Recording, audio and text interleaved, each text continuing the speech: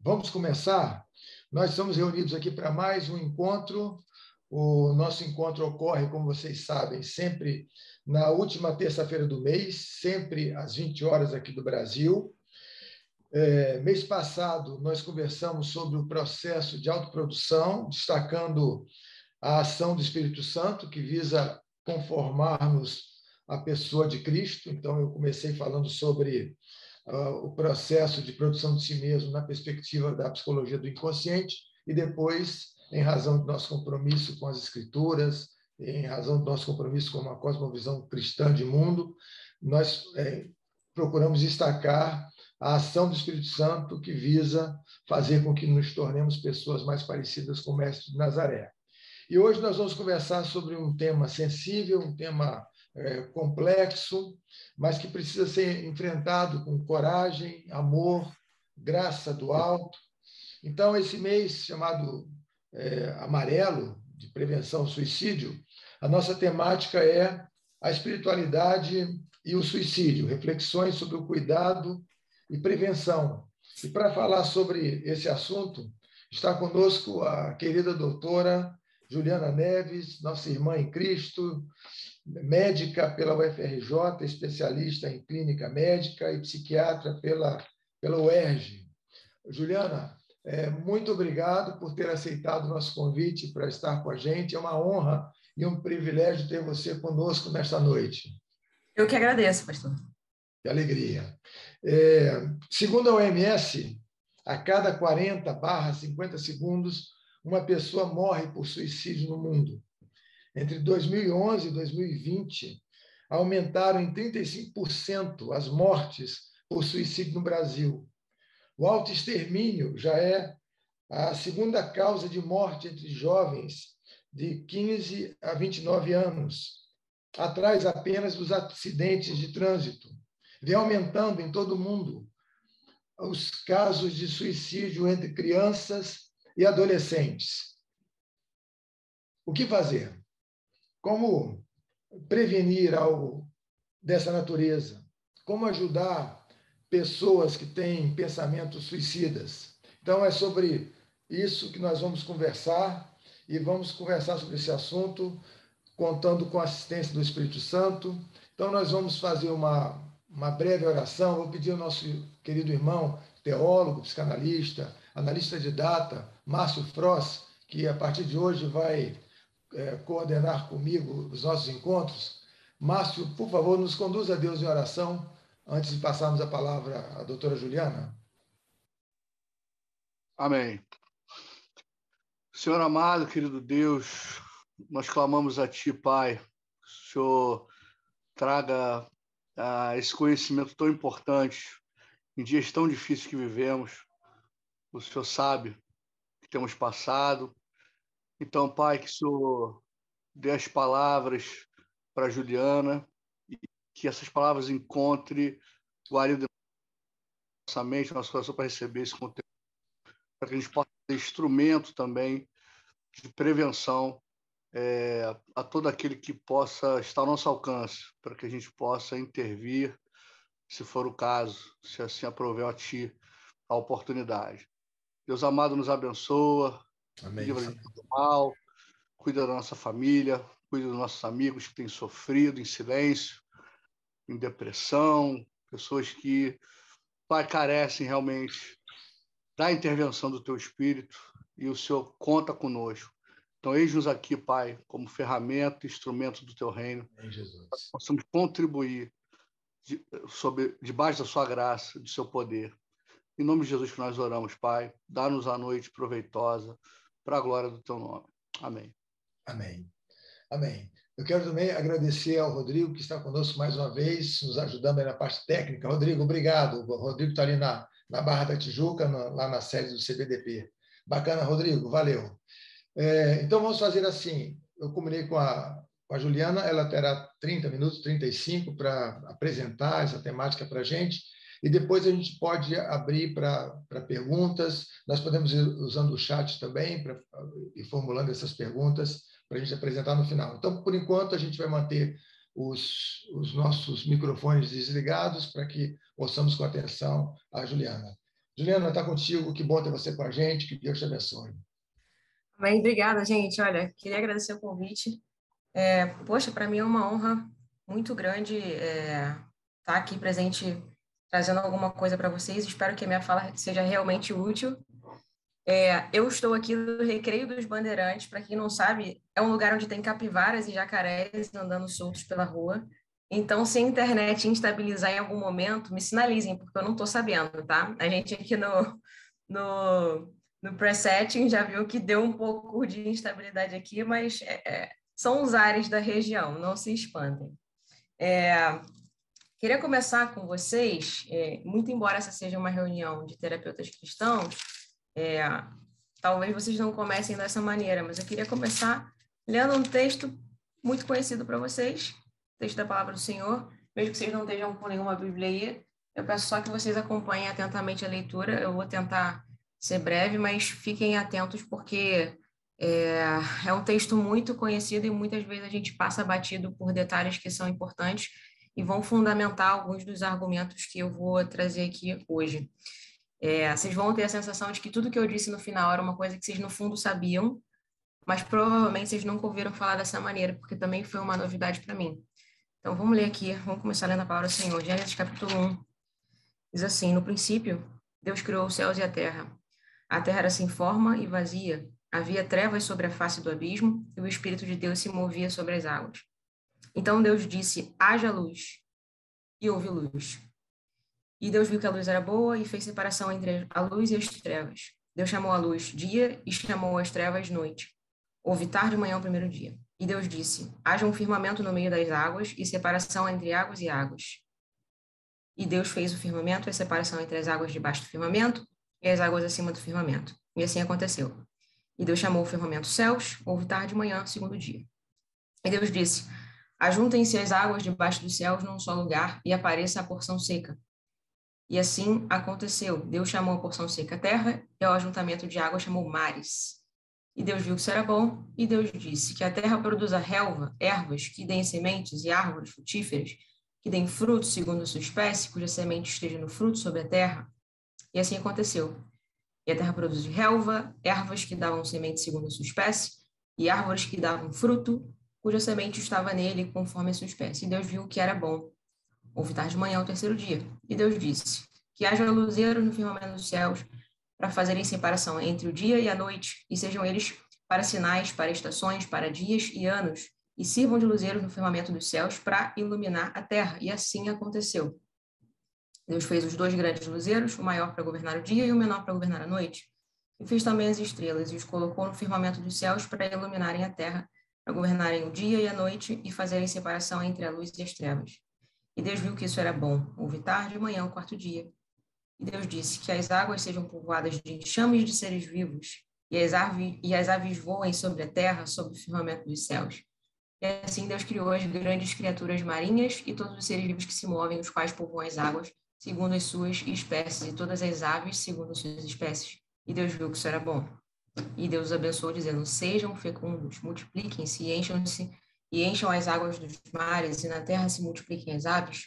Houve tarde e manhã, o 5º dia. Deus disse: que a terra produza seres vivos, conforme a sua espécie, animais domésticos, animais que rastejam, animais selvagens, segundo a sua espécie, e assim aconteceu.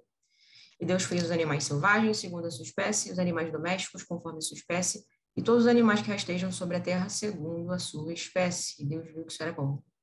E Deus disse: façamos o ser humano à nossa imagem, conforme a nossa semelhança. Tenha ele domínio sobre os peixes do mar, sobre as aves do céu, sobre os animais domésticos, sobre toda a terra e sobre todos os animais que rastejam pela terra. Palavra do Senhor. Esse é o texto da cosmogonia segundo a visão cristã, né? Nós temos vários textos de teogonia, de cosmogonia, conforme as culturas, e esse é o texto que nós abraçamos na nossa cultura judaico-cristã, né? Texto escrito por Moisés. Eu queria começar pelo versículo 26, que foi esse último, né? Que nós lemos. Façamos o homem, o ser humano, a nossa imagem, conforme a nossa semelhança, e tenha ele domínio sobre, etc, etc, etc. é a primeira vez, eu fiz questão de ler o texto até ali, e não somente esse versículo, porque de todo o texto dos entes, né, dos seres que foram criados, é a primeira vez que aparece uma reunião da Trindade para a decisão da criação de alguma coisa, né? Parece que foi feito um conselho. Façamos o ser humano, né? Até ali, todas as ordens anteriores, né, os fiat, diziam respeito só à própria coisa criada, por exemplo, haja luz, fiat lux, e houve luz. Ou a algum objeto pré-existente que se relacionava fisicamente, materialmente, com aquela nova criatura. Então, por exemplo, cubra essa terra de vegetação, ajuntem-se as águas debaixo dos céus num só lugar e apareça a porção seca. Então, as ordens anteriores todas se dispunham dirigidas à própria coisa criada ou a algum objeto, algum ente pré-existente criado com quem ela se relacionaria. E é a primeira vez que, além de a Trindade aparecer numa decisão anterior de criação, que um novo ente é criado e está mais associado ao próprio Eterno, não criado, do que a ele mesmo ou algum ente anteriormente criado. Não sei se a gente passa muito batido por esses textos, né, que são textos recorrentes no contexto cristão, mas são detalhes importantes, né? O façamos o homem é sobre o homem e o eterno. Não é sobre um objeto apenas ou um objeto relacionado a um outro objeto da criação. Então, diz assim: façamos o ser humano à nossa imagem, conforme a nossa semelhança. Imagem e semelhança. Por que duas palavras tão parecidas na mesma frase? Qual será o intuito dessa disposição, né, de palavras? Imagem remete a gente aqui. Eu queria que vocês soltassem os microfones de vez em quando para a gente poder fazer um brainstorm aqui. Quando a gente fala em imagem, o que isso suscita na mente de vocês? Vou até beber uma água, que é para dar tempo aqui de vocês se animarem. Eu acho que Deus quis dizer que a imagem, quer dizer, é um representante de Deus, né? A natureza, quando olhava para o homem, a própria natureza via Deus na face do homem, né? E aí, em rápidas palavras, que eu não vou atrapalhar você, eu acho que antes do pecado, a própria natureza interagia com o ser humano, assim como interage com Deus, né? O pecado fez com que o ser humano perdesse isso. Nós perdemos muita coisa quando o homem pecou, ou seja, o pecado não foi comer a fruta, o pecado foi a desobediência do homem. Quando o homem desobedeceu Deus, o próprio universo mudou em relação ao homem, né? E foi isso que Cristo veio restaurar. Ele restaurou até o universo.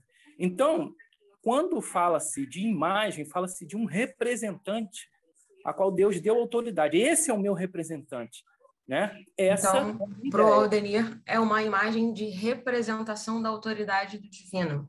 Pode ser, perfeito. O que mais? Quando a gente fala em imagem, eu quero que vocês vão mais baixo, tá? Mais baixo. Quando eu falo em imagem, eu vi uma imagem, eu me deparei com uma imagem. O que essa palavra imagem denota no coração e na cabeça de vocês? Aparência? Aparência, muito bem. Aparência, o que mais? Caroline falou aparência. O que mais que vem à mente de vocês? Uma foto. Uma foto? Uma foto. Uma foto é uma imagem sensível visualmente. DNA, alguém escreveu aqui no chat, DNA, traço familiar. Muito bem. É por aí. A palavra imagem talvez se refira à referência das coisas sensíveis, né? Quando a gente fala imagem, a gente está dizendo, está falando sobre algo sensível do ponto de vista óptico, né? Então, talvez essa palavra imagem esteja se referindo aos atributos de Deus mais externos, que nós herdamos por coparticipação no ser, né?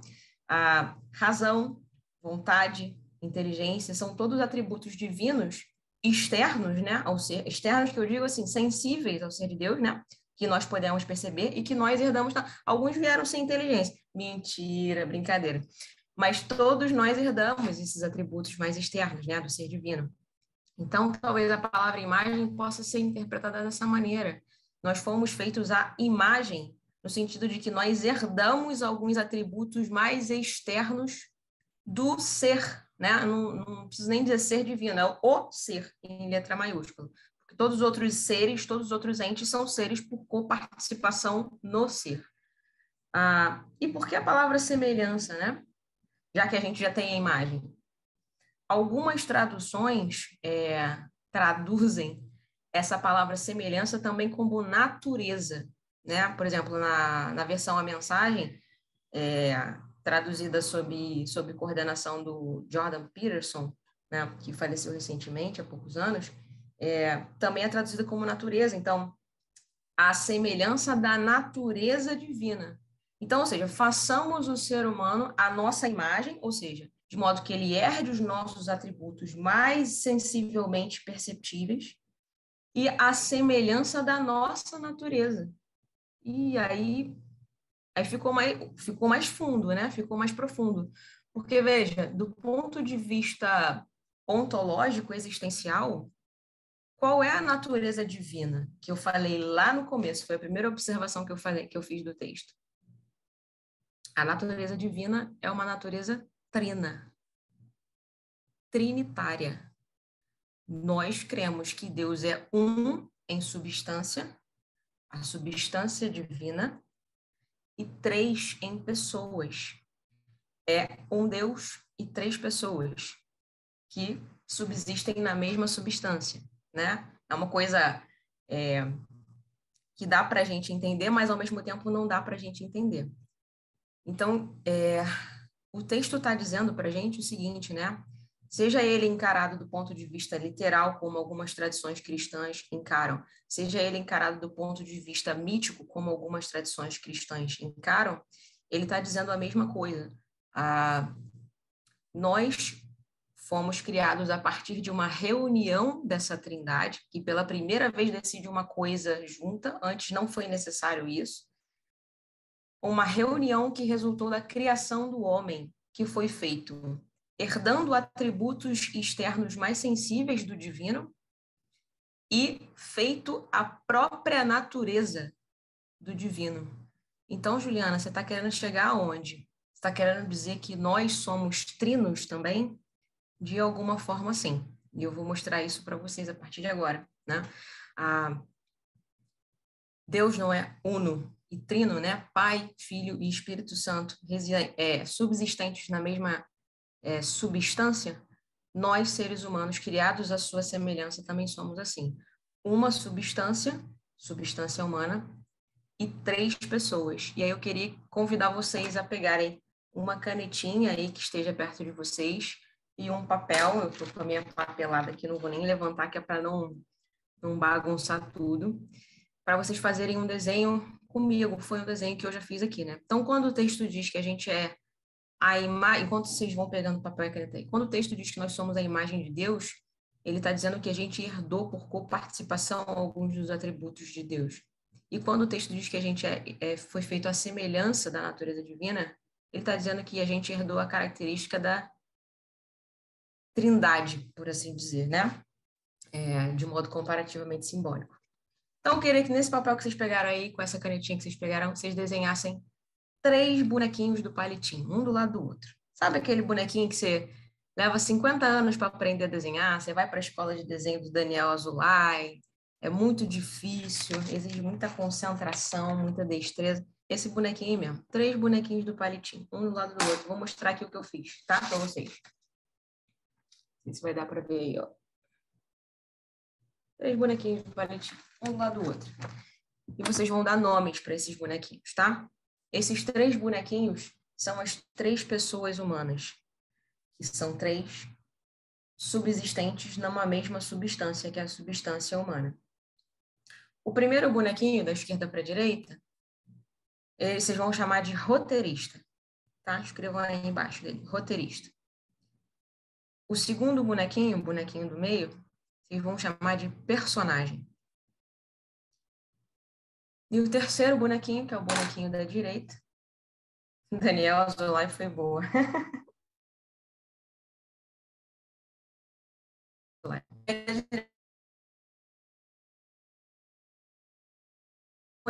Aí, três pessoas distintas, subsistentes numa mesma substância, substância humana. Vocês já pararam para pensar por que o modelo do teatro grego, tão antigo, ele vem resistindo até hoje como padrão de representação da vida, seja no teatro, seja no cinema, seja na televisão? Já pararam para pensar por que uma coisa tão antiga perdura até os dias de hoje? Um cenário, um roteiro, os personagens com aquelas máscaras, né? Ou seja, os seus caracteres e a audiência que critica, né? Por quê? Porque é um modelo de vida humana, né? O teatro grego é um modelo perfeito, digamos assim, né? Da vida humana. A vida humana se processa daquela maneira, né?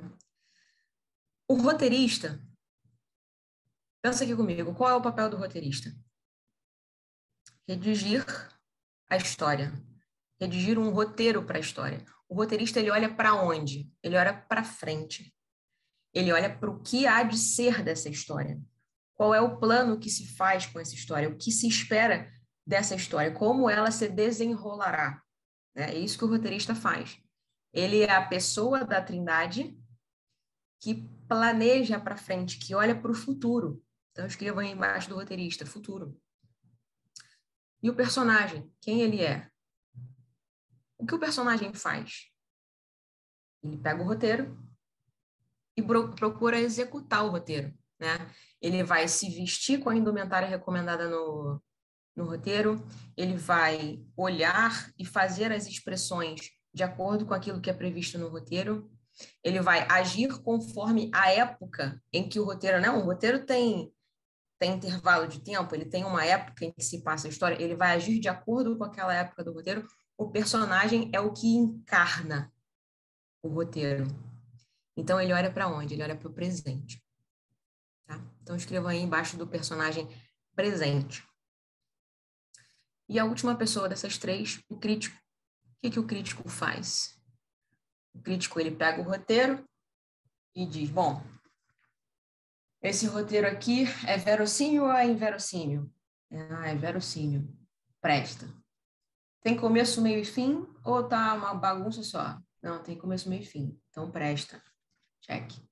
Esse roteiro aqui tem as especificações todas necessárias para o personagem atuar ou é enrolado e sem detalhes? Não, tem. Então, presta. O crítico olha o roteiro, aprova o roteiro ou reprova o roteiro. O crítico olha para o personagem com base no roteiro e ele diz, esse personagem é um bom personagem porque ele encarna bem o roteiro. Ou então ele olha para o personagem e diz, cara, não era isso que estava escrito no roteiro. O que esse cara está fazendo em cima do palco? Não foi isso que eu li no roteiro. E ele diz que o personagem não é um bom personagem se ele não encarna um roteiro. Então, o crítico é a pessoa que unifica as outras pessoas. A essa unificação perfeita a gente chama de personalidade, tá? Vocês já devem ter ouvido falar, pessoas até sem muita compreensão do que estavam falando, usar essa expressão. Fulano é um cara de muita personalidade. Olha, eu bato palma, porque o cara diz que vai fazer e ele faz. Não é assim? Vocês já devem ter ouvido alguém dizer isso, né? Por que o cara está dizendo que aquele sujeito é um sujeito de personalidade se ele diz que vai fazer e faz? Porque ele diz que vai fazer. Ou seja, ele tem um roteiro. Ele faz aquele roteiro. Ele encarna o roteiro conforme é previsto. Então, o crítico vai lá e diz... unifica tudo numa consciência, ou seja, parte a palavra no meio, numa ciência, num conhecimento articulado, né, das coisas todas, com. E esse cara tem personalidade. Agora, Por outro lado, a gente já ouviu também expressões como fulano não tem personalidade nenhuma. Diz que vai fazer um negócio, chega lá na hora, ele faz outro negócio. Se todo mundo faz aquele outro negócio lá, ele vai fazer o que todo mundo faz, ele não tem personalidade nenhuma. O que essa pessoa está dizendo? Que é um sujeito que tem um roteiro e não cumpre o roteiro. Ou pior, ele nem tem roteiro e ele vive deixando a vida levar ele, né? A personagem dele não tem o que seguir, então ele segue a multidão, segue a maioria, digamos assim. Isso é dito uma pessoa sem personalidade. Quando o roteirista e o personagem se combinam, estão afinados, e o crítico identifica, isso é definição técnica, conforme os termos que a gente está falando aqui, que eu estou trazendo para vocês, de felicidade. Não sei se vocês já pararam para refletir, fazer aquele exame de consciência na hora de dormir, depois de um dia, às vezes, cansativo pra caramba, mas que você deita a cabeça no travesseiro e, apesar do cansaço físico e, às vezes, mental, você se sente feliz. Não é feliz soltando fogos, mas é um outro tipo de felicidade. É a felicidade de perceber, cara, foi um dia bem vivido. Eu precisava ter feito isso, era muita coisa, eu consegui executar e eu enxergo o que eu fiz, o que eu planejei fazer. Você termina o dia feliz. O contrário também é verdadeiro, né? Quando o roteiro e o personagem estão desafinados, o roteiro é ruim, ou o roteiro é bom, mas diz uma coisa e o personagem faz outra e não encarna o que está no roteiro, o crítico identifica isso. E aí isso é a definição técnica, segundo os termos que a gente está falando aqui, de infelicidade. Você termina o dia, às vezes você fez coisa pra caramba, ou seja, não é porque você ficou à toa, mas foi um dia meio infeliz, porque você não fez nada do que você havia planejado fazer, você não teve forças para executar aquele roteiro que você se propôs, né? Eu sou aquele que sou. É o que a voz na sarça fala para Moisés. Eu sou personagem. Aquele, o roteirista, que sou. Olha só que coisa interessante, né? Então, fazendo jus aqui ao tema de hoje, finalmente entrando na campanha do Setembro Amarelo, né, que é a campanha contra o suicídio. Não sei se tem gente aqui que não é da área de saúde mental, mas Setembro Amarelo é o mês que se faz campanha contra o suicídio e pela valorização da vida, tá? Finalmente, vamos lá, então. O que é um suicida? Falem comigo aí pelo chat ou pelos microfones. O que é um suicida?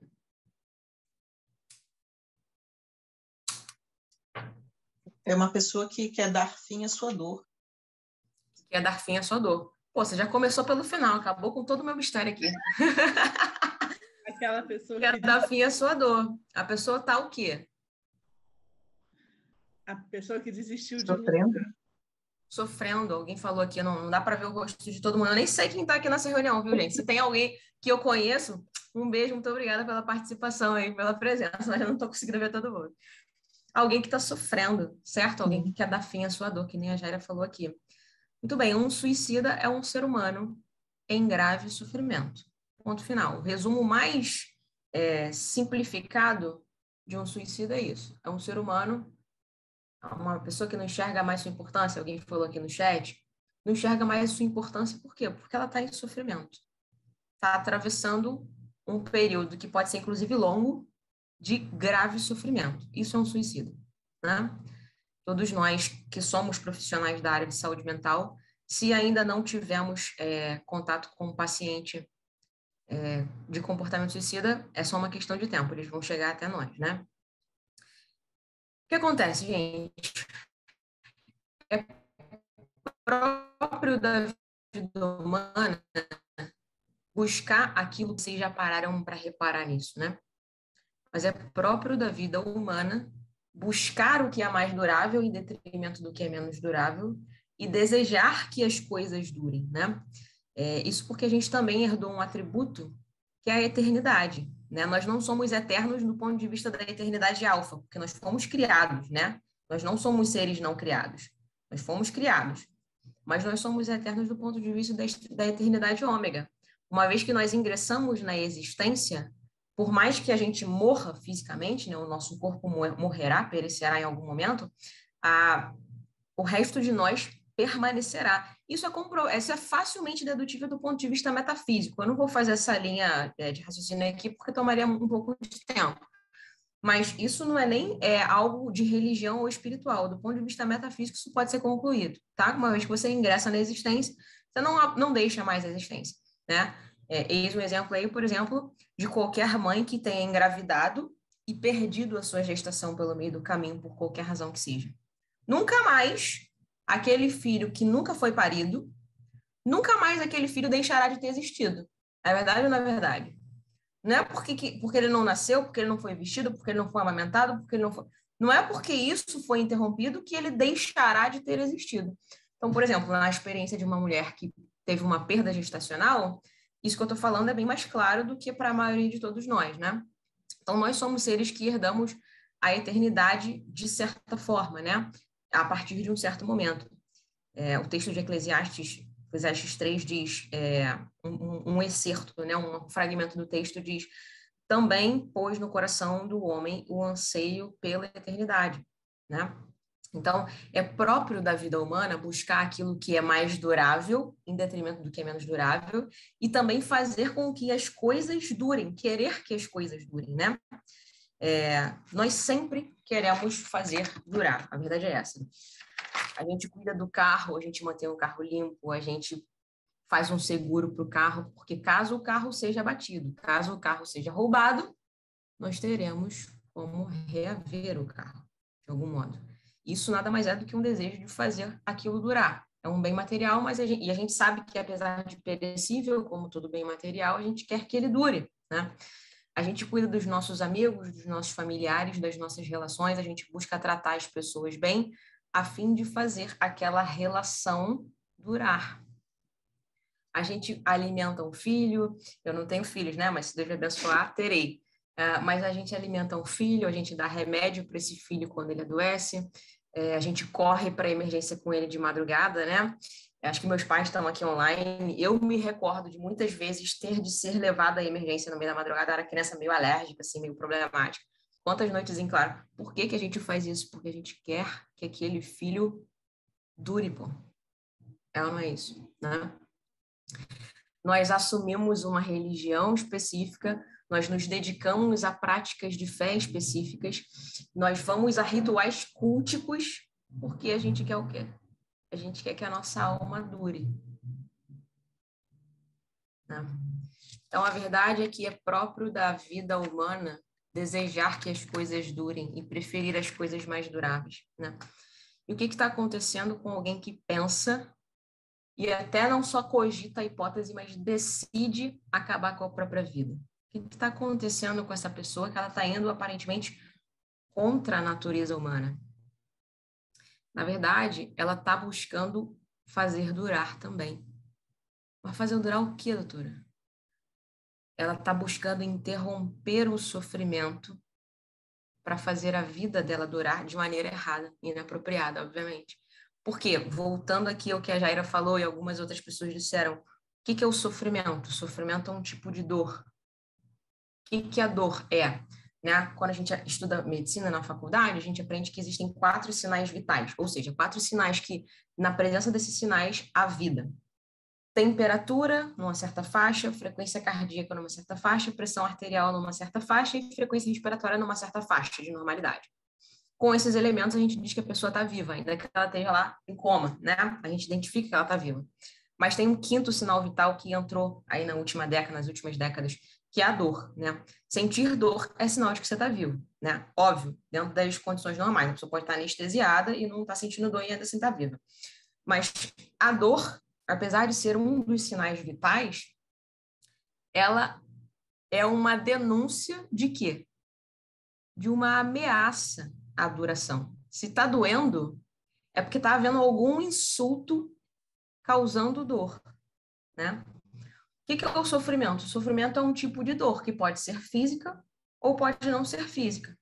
E a dor, conforme eu estava desembrulhando aqui para vocês, a dor é um sinal de insulto acontecendo. E o insulto é necessariamente uma ameaça à duração. Então, por exemplo, nós temos mecanismos no nosso corpo que visa o nosso corpo fazer o nosso corpo durar, perdão, troquei aqui a ordem da frase.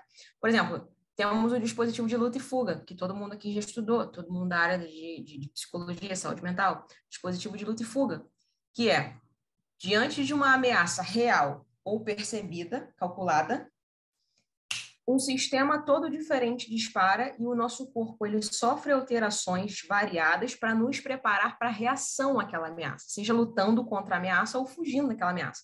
Isso é um dispositivo para fazer durar, né? Só que a psique também tem seus dispositivos e às vezes eles desandam, né? Então, os pensamentos de suicídio são um tipo de dispositivo psíquico para fazer durar. A psique não suporta a incongruência entre as três pessoas, né?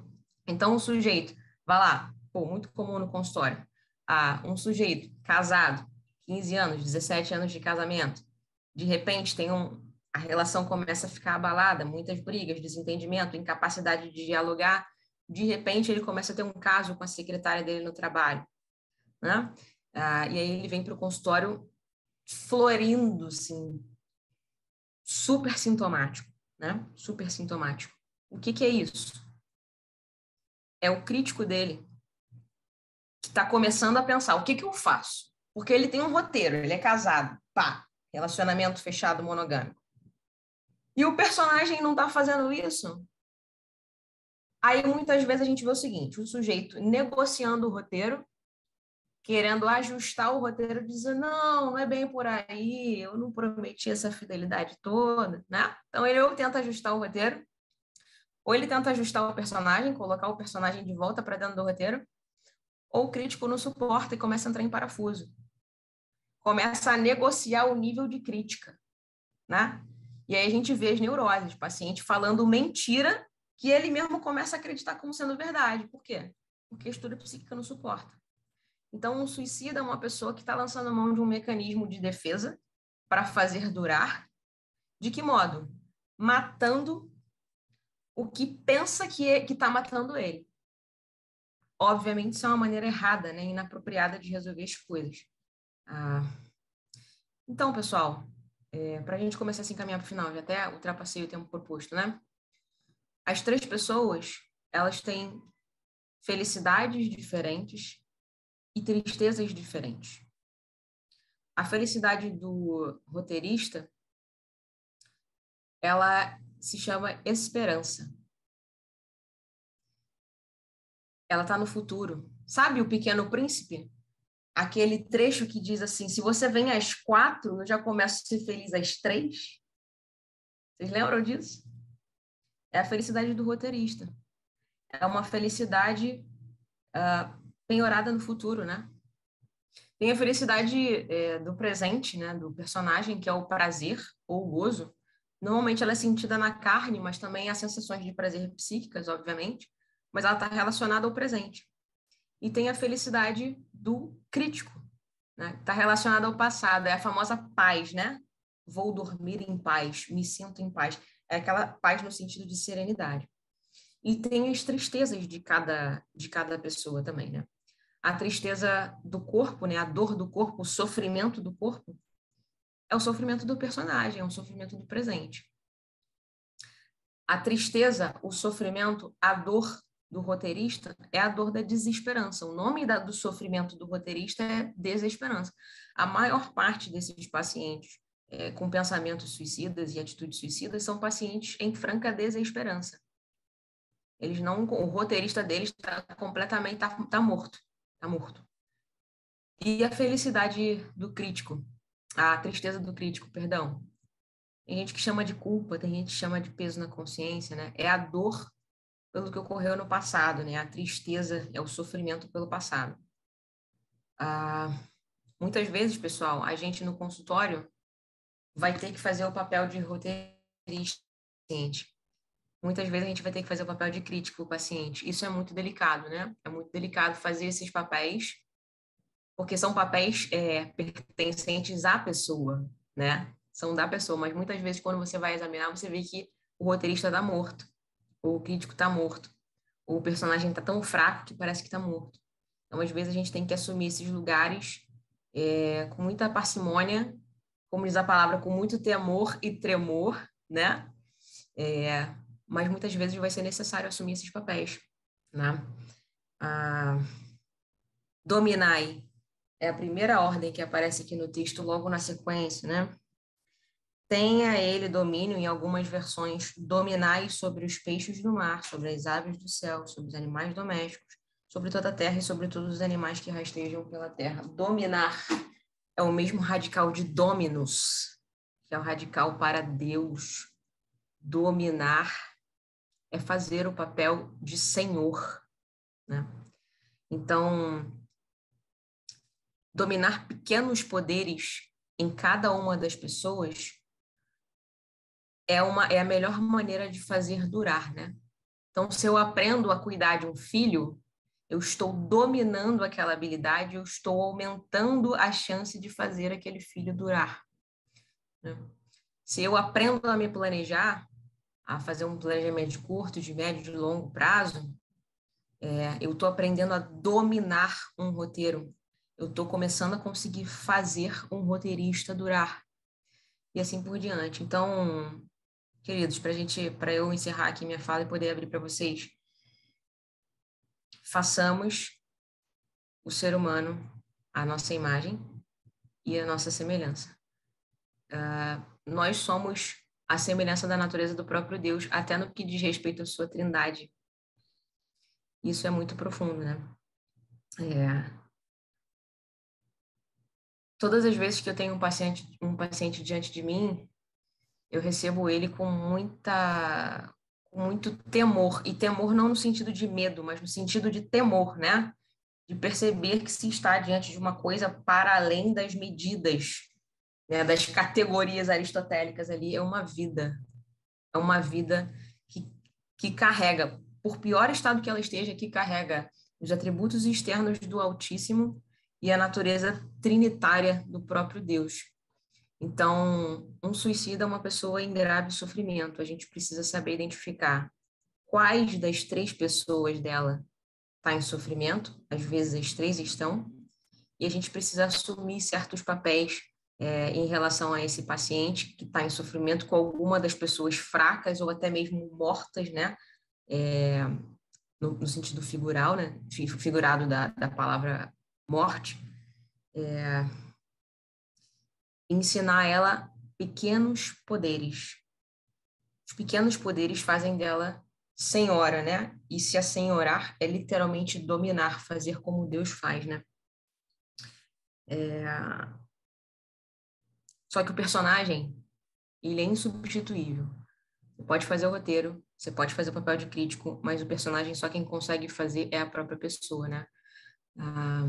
Um dos textos, que eu não sei agora de cabeça onde é que está localizado, mas se refere a Jesus assim, né? Todas as coisas foram feitas por meio dele, e sem ele nada do que foi feito se fez. Jesus é o personagem, ele encarnou o roteiro. Todas as coisas foram feitas por meio dele, mas se não houvesse a encarnação, nada do que havia sido feito teria sido feito, né? Então, identifiquem quem é esse paciente, onde está localizado o sofrimento dele e ajudem ele a retomar um roteiro, a ter forças para encarnar esse roteiro e ter coragem, né, e justiça para examinar esse roteiro e fazer os ajustes necessários, né? E que Deus ajude a gente. Acho que era isso que eu tinha para trazer hoje.